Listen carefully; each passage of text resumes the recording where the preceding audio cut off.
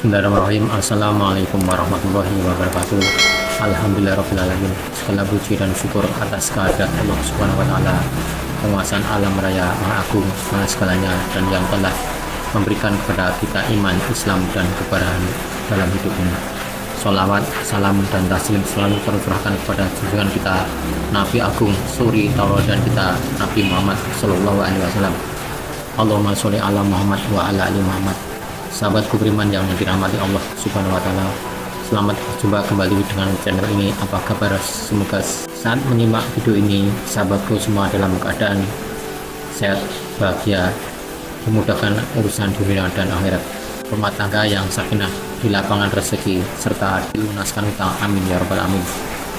Semoga Allah mampukan kita menjadi pribadi yang tegar dan sabar saat diberi ujian.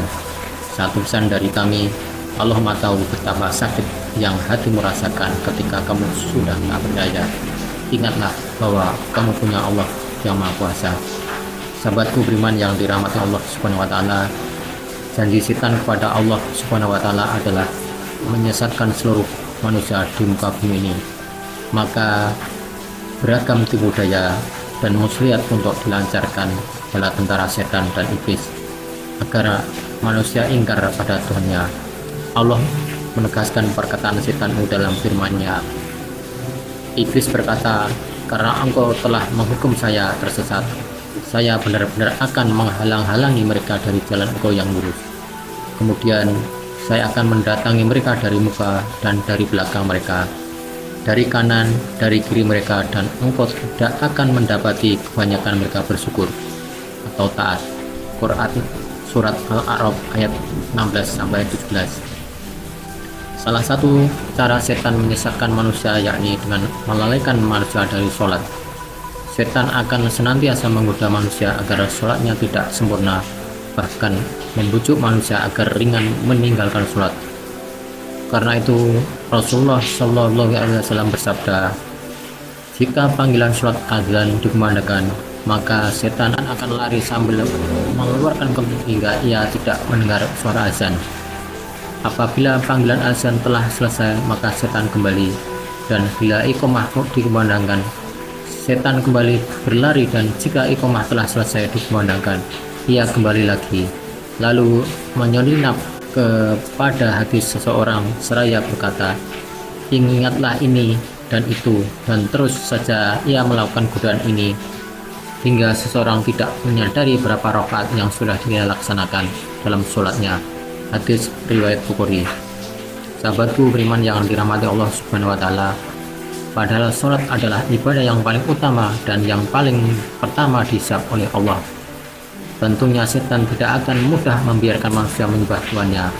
Setan akan terus menempel bersama orang yang sholat agar sholatnya tidak khusyuk. Dinukil dari buku karya Dr. Hasan Al-Qudsi, 60 kultum dan tausiah terbaik sepanjang masa, disebutkan ada orang-orang yang sholat bersama setan. Mereka adalah sebagai berikut. Pertama, orang yang was-was dalam niatnya.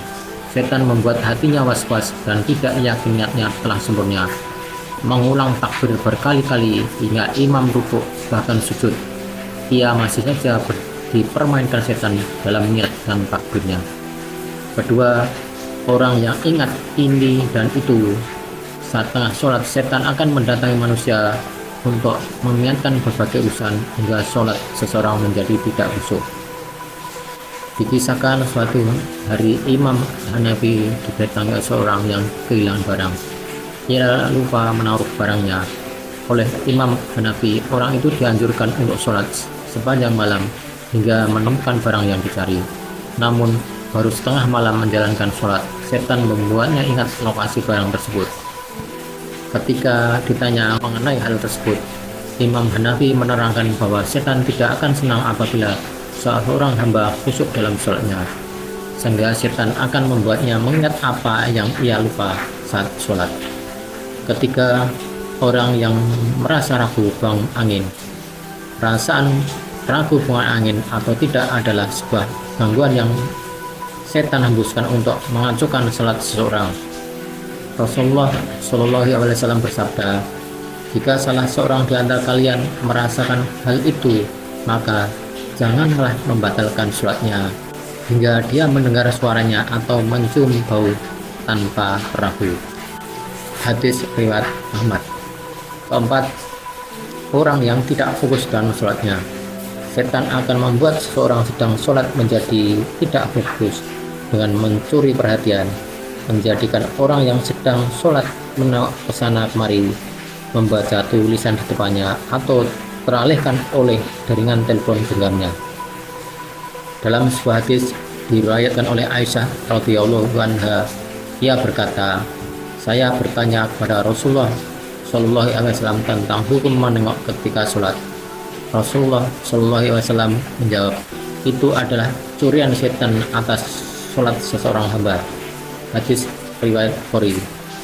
Dan yang kelima, orang yang salatnya tergesa-gesa, sholat dengan tergesa-gesa sehingga sholatnya tidak tumakninah. Rasulullah sangat melarang hal tersebut.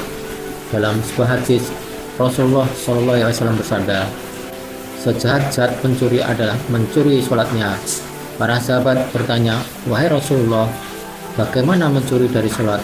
Rasulullah berkata, dia tidak sempurnakan rukuk dan sujudnya. Hadis riwayat Ahmad.